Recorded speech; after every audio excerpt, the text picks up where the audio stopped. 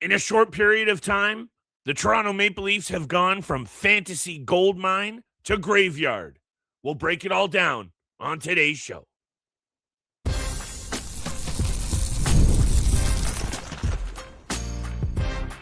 You're Locked On Fantasy Hockey, your daily podcast on fantasy hockey. Part of the Locked On Podcast Network, your team every day.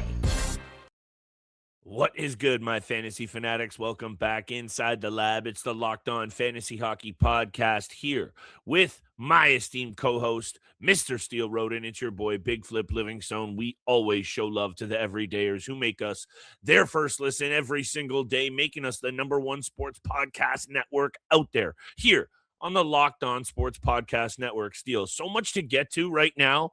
And even though the championship era or timing of the fantasy campaign is here, you and I are going to continue to break down every angle that you need out there, bets at the end of every show. Today, we're talking about the Panthers, Cale Makar, big injury update, but the Leafs. Big news, of course, Treliving gone. Fantasy fallout, takes to be had, and looking ahead to next season with pieces like Willie and Auston, you need to know what's going on with this club. So over to you for your take. It's bad to worse with this Leaf squad right now. Yeah, Brad Treliving just got relieved of his duties. They're changing management. They're changing front office. They're changing. And, I really did like what Keith Pelley had to, say about the departure of Brad Treliving and what the future holds with the Toronto Maple Leafs, that this is not a rebuild. They do have key players in place still. Guys who are going to be contributing for many, many years to come. So this is not a rebuild, but more so of a retool around those key pieces in Auston Matthews and Matthew Knies. But yeah, Brad Treliving probably had to go. You had to change something. Who knows what happens with Craig Berube, but for the time being, there is a management.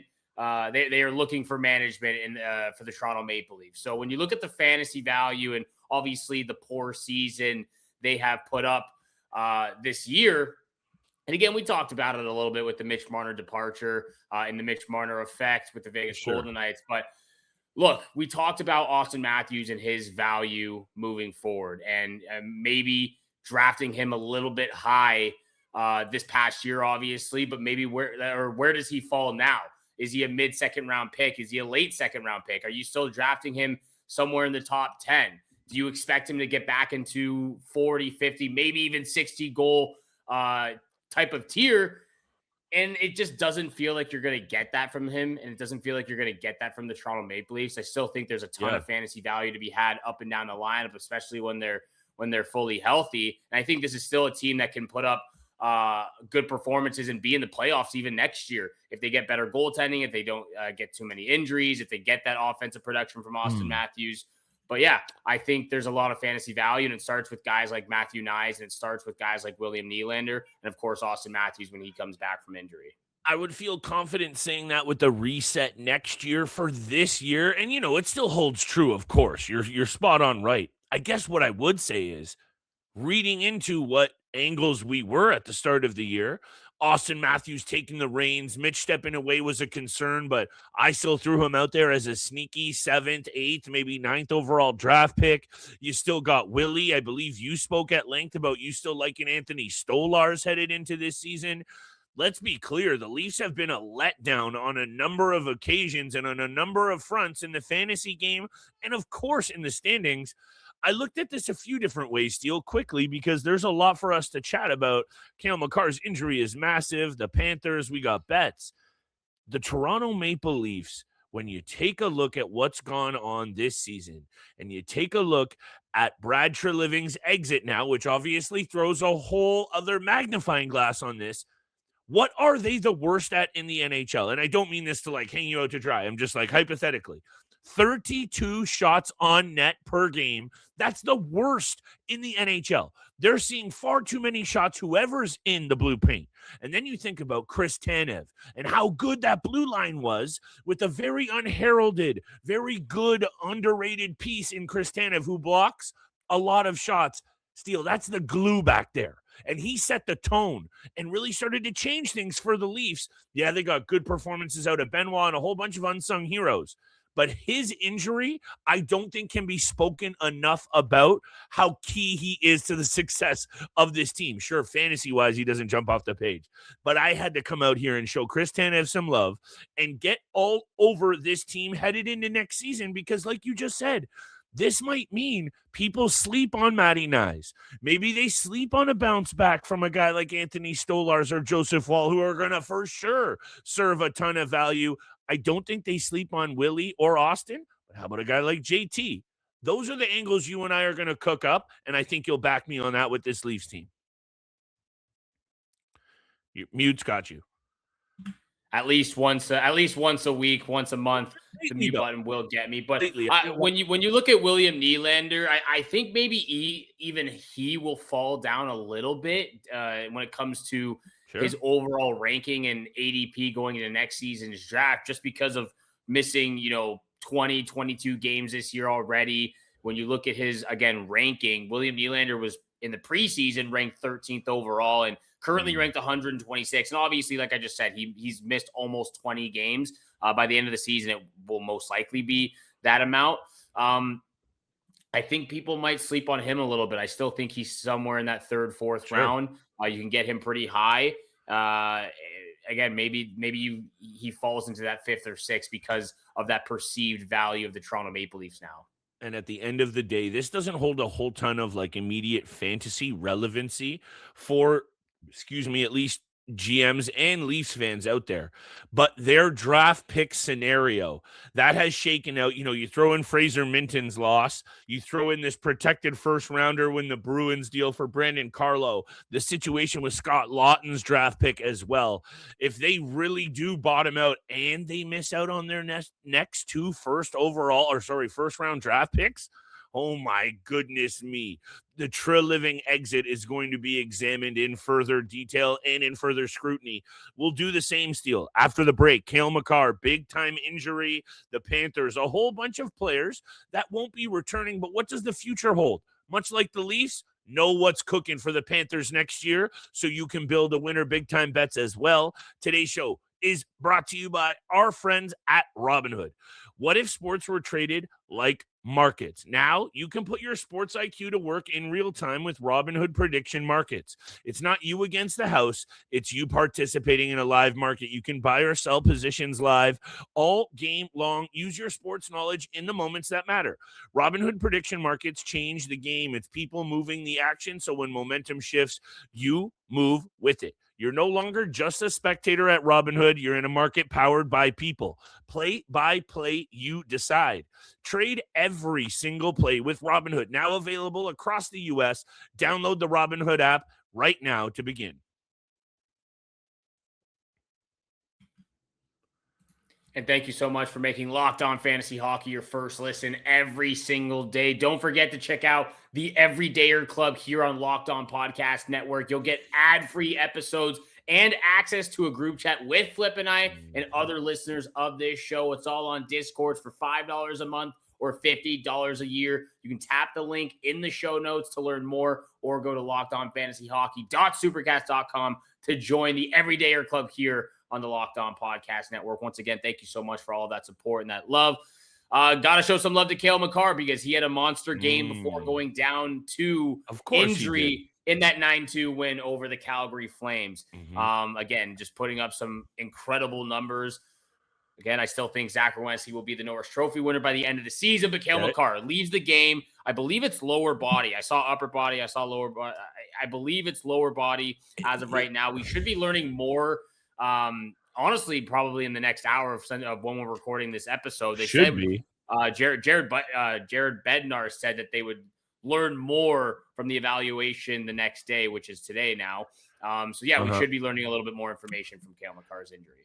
Right now, it's reading. It says for Cale Makar, upper body, and he takes a hit from Adam Klapka of the Calgary Flames. And honestly, nothing wrong with the hit either. Like that's just a hockey hit. Yeah, nothing wrong with the hit. It didn't even look like it was very vicious for any reason that you might think he gets injured from. Here is the real angle. Yeah, there's not many days left in the fantasy season, but let's be clear. Yeah. Cale Makar is probably a part of a whole bunch of championship teams. So if this guy is even out, you want to be already, like, before you're even hearing these words come out of our mouth, you need to be going out there on that waiver wire and looking at the best possible options for you to fill in here.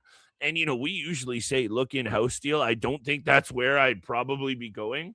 But, you could, again, I mentioned Sam Milinski on the episode the other day. He put up a couple points in that Flames win.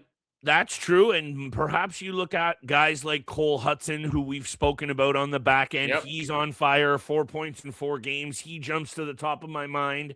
And depending on the format, maybe you can kind of shuffle your lineup around and add a forward in Porter Martone, who we're not going to dive into, but he's going to play with Travis Konechny. He's going to play in the top 6 for Philadelphia, right? If you've got a utility slot and another D-man that you kind of like, swap out Cale Makar, put the Mandem in the utility spot, and get spicy. My take here is, Steele, with the Colorado Avalanche in the spot that they are, and this isn't a bold take whatsoever, sitting very comfortably in top spot with 108 points, even if he is a little banged up, you're not rushing this guy back. So perhaps consider that, as he's going to miss at least a game or two if he is indeed injured, because they're not rushing this guy back in any capacity.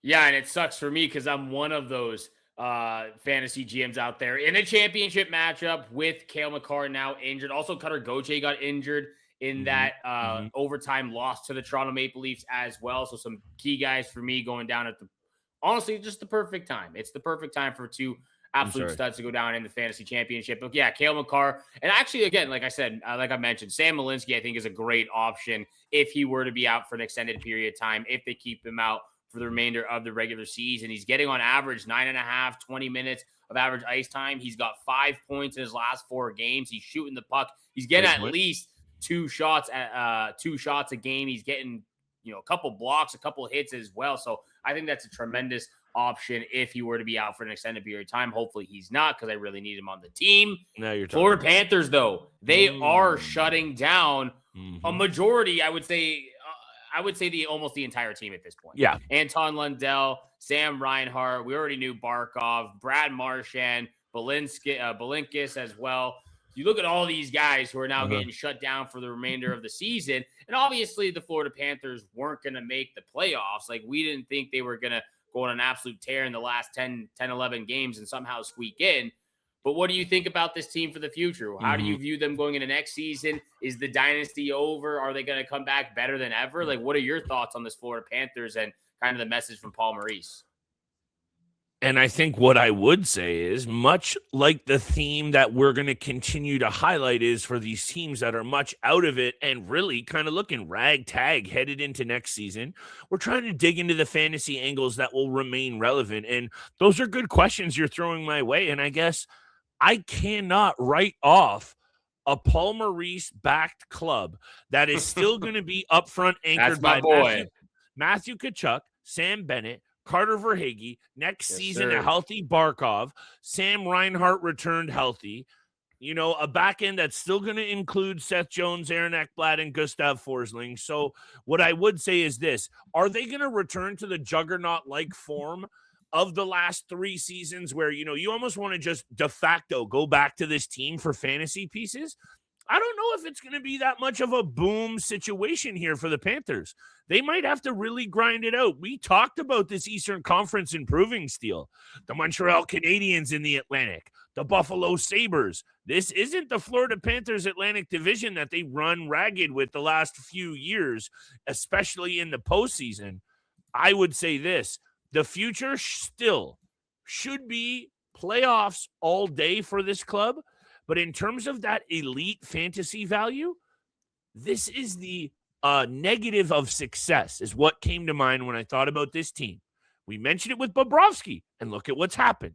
When you play this much hockey, repeated trips to the Stanley Cup, Game 7s against McKinnon and Draisaitl, and yeah, they won them, but they drain you out. This is what you start to see. Lots of injuries, teams falling short. Should they still compete? Yes. Are they a fantasy gold mine? Deeper conversation that you and I will have in the future. Oh, we can have a little bit of that conversation now because I'll give you my take on this Florida Panthers. And I do agree that they are going to be a competitive team moving forward, but I disagree with you. I think this is going to be an absolute gold mine when it comes to the fantasy hockey realm. I think we should really look at the presence and the value that Alexander Barkov brings to this team. And again, Matthew Tkachuk being out for half the season as well. And again, struggling a little bit coming back from that injury.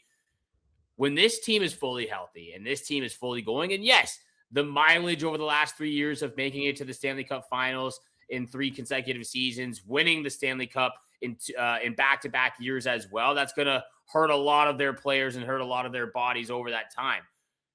A lot of the key injuries now, they're done for the season. They're rehabbing. They're going to get fully healthy over the summertime. And you look at guys who still play so hard in Sam Bennett, Brad Marchand, again, 27 goals, 54 points on the 54 points on the season this year, even with playing only 52 games. Carter Verhaeghe, who struggled at the beginning of the year.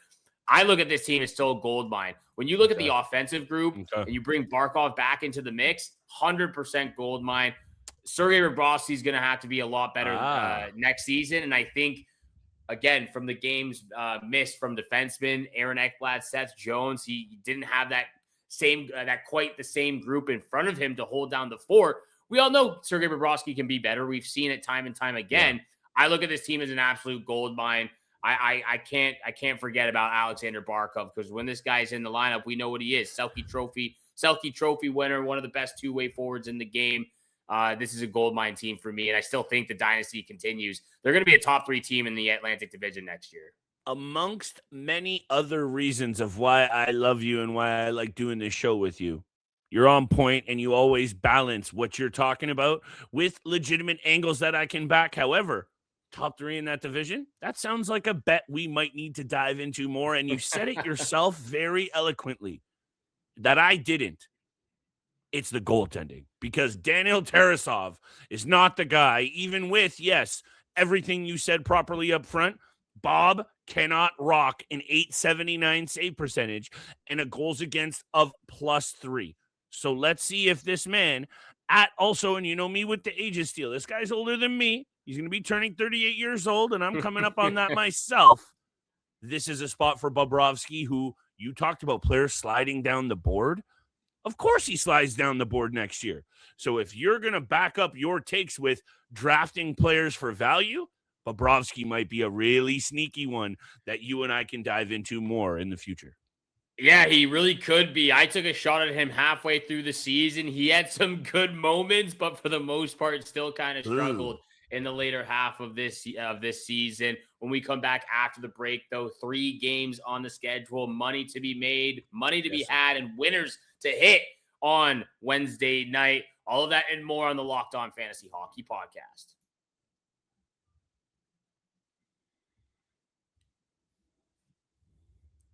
Once again, thank you so much for making the Locked On Fantasy Hockey Pod your first listen every single day. Continue to smash that subscribe button. Share with your friends and family out there. You can catch the episodes 8 p.m. every single day throughout this week. Typically will be 7 a.m., but this week dropping some evening, some night episodes for all of you out there. Winning Yo's championship matchups. Flip over to you. 3 games on the schedule. First pick of the night. Anaheim at San Jose jumps off the page as one that, I think I spoke directly about. I've been liking some overs, 5.5, 6.5, maybe 7.5. Anaheim versus San Jose. This one's got to be an over. And then you kind of look at the numbers head to head. 8-2-0 for the Anaheim Ducks against the San Jose Sharks. But how about some of these total numbers? The total has gone over the number in 10 of San Jose's last 13 games against Anaheim, and the number has gone over the total in 6 of San Jose's last 7 visits in San Jose. This one screams over. I think both of these teams, and yeah, San Jose still has a lot to play for, and clearly Anaheim trying to solidify themselves with that top spot in the Pacific.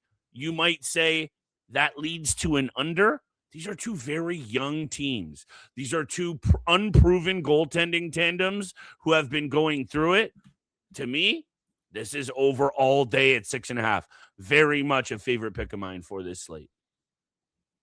Yeah, I mean, the over, I love the over in this matchup too. We know they can score in flurries. Hopefully Cutter Gauthier's in that mix as well, and not injured at this point in the season, because that would be a huge loss for these Anaheim Ducks, who are still fighting for first in their division. I guess I'll start there as well. So I really like this game, but I'm really liking Macklin Celebrini. Let's take a minute here to admire the work that he has done this year. The sixth teenager in NHL history to put up a 100-point season, joining Howard, Chuck, Gretzky, Lemieux, Carson Crosby, and now Macklin Celebrini joins that list. So I'll start there. Macklin Celebrini, 2+ points in this matchup here.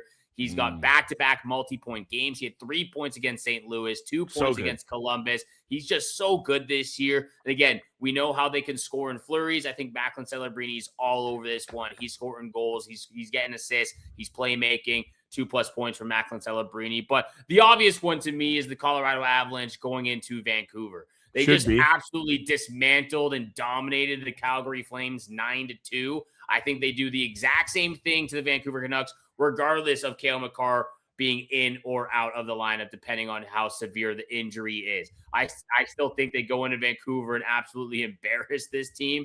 I'm taking the Avalanche on the puck line at -164, and also throwing the Nathan MacKinnon 2+ points. He's just so good. There's so much speed with the Avalanche team, and I think he's going to be putting up a top performance as well. So lock of the night will be the Celebrini 2+ points, but the obvious ones are the Avalanche on the puck line and MacKinnon 2+ points. I had to get in my Celebrini plug. With 101 points on the season as of the other night, he is only the 6th teenager in NHL history with 100 points in a single season. You may have heard of a few of these other ones, Steele. Wayne Gretzky, Sidney Crosby, Mario Lemieux. Not too bad for Macklin Celebrini. You got to ride the juice for the kid. Absolutely. And also, just because I clicked on to X here very quickly, Cale Makar, not serious, might miss the rest of the season, so he's 100% for the playoffs. That's from Pierre LeBrun 12 minutes ago. So exactly what we were alluding to with that comfortable lead, that's very tough for fantasy GMs. So it's saying it's not serious, but they might give him that leeway to be 100% for the playoffs. Also, Cutter Gauthier will not travel with the team on this upcoming road trip. Not good news for Cutter Gauthier fans as well. Just needed to throw those two out there in my final 2 picks. St. Louis at LA Steele. I just talked about teams having a lot to play for. St. Louis does not. LA does, and you look head-to-head, this one screams under. I'm going gut pick. And head-to-head, the number has gone under the total in 5 of the last 7. I like St. Louis at LA under 6.5. It's trending that way. I think this is a bit of a meaningless game for St. Louis. I think it's under. Vancouver at Colorado. You mentioned it. This has got to be the obvious one. Avs on the puck line, -1.5. Lock of the night. They've been beating bad teams in these spots you might think would be letdowns. I think they slapped the Vancouver Canucks around handily, and there was a good reason why as well. When I looked at previous losses for the Vancouver Canucks over their recent stretch, 4-2, 7-3, 4-0, 5-3, 3-1, 6-2, and 5-2. Puck line covered in all of those. Let's go puck line king for my boy, Mr. Rodin. Avs, -1.5, lock of the night. Absolutely love them. We're on the same page here. That's when I feel the best, going into these big-time bets, locks of the nights, and everything you need to know here on the Locked On Fantasy Hockey Pod. Thank you so much for making it your first listen every single day. Once again, go check out the Everydayer Club. $5 a month, $50 a year, free access to ad-free audio episodes and more. Make sure you follow us on X at @LO_fantasy NHL. And we'll see you back here again tomorrow for more hot content. Peace.